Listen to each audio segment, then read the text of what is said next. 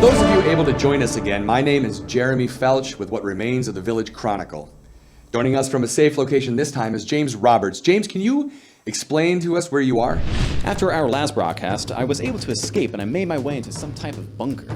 On my way, I ran into a few survivors you can see before me. They appear to be hunkering down while they outlive this apocalypse for the next 12 months. They are exploring the board, gathering elements, and trying to be the first to collect the 12 months needed to survive. Interesting update, James. Can you explain to me exactly what they're doing? Absolutely. Since the apocalypse just started, let's see where they're at. You can see the layout of the local land here and where they found themselves. And it appears they just started discovering the surrounding area, unsure, of course, where anything is. Excuse me, sir, could you tell me exactly what it is you're doing right now? You know, I'm just trying to find my home village, but there's a lot of unknown spaces to cover, so far I've only found elements. Any idea what those elements do, James? Well, it appears you can use them to build shelters for defenses, and if you build enough, you can survive the apocalypse. As you can see, there are rocks, crops, wood, and water out there, along with some mountainous terrain in this area. Yes! It appears he just discovered a neighboring village. What's he doing there? Well, he was able to collect enough elements while he was exploring to add a defense there. His future is looking pretty promising. That's great news, James. Any idea how they're faring with this constant barrage of meteorites? Well, as we all know, life is oftentimes the flip of a coin. Sometimes fortune falls upon you, sometimes destruction. For instance, you can see now that Evelyn has now just rolled a survive, but it's anyone's guess what's to follow. She just rolled the coordinate dice, F6, and the survive coin, it's a meteorite.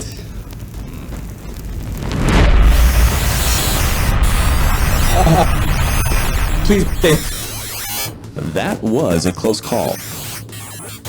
Besides the meteorites, there's not much else to fear though, right? Oh, I don't know about that. Do you remember those zombies I mentioned in our last broadcast? It appears now that Natasha has been converted.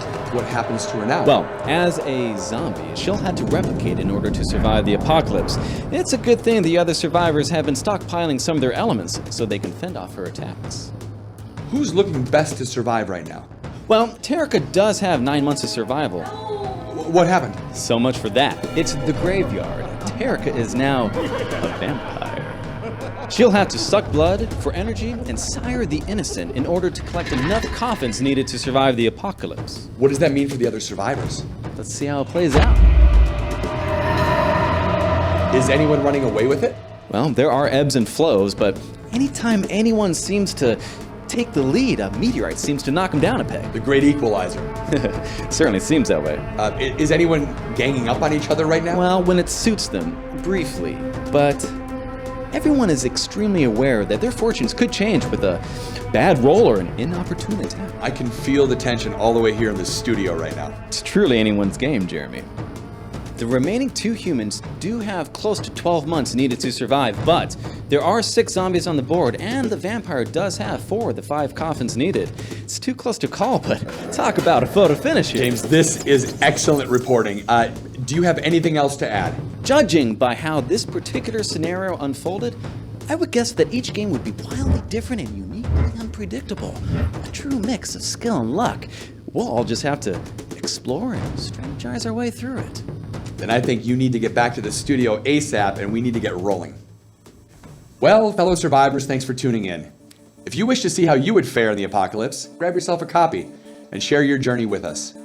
My name is Jeremy Felch, and this has been another edition of the Village Chronicle.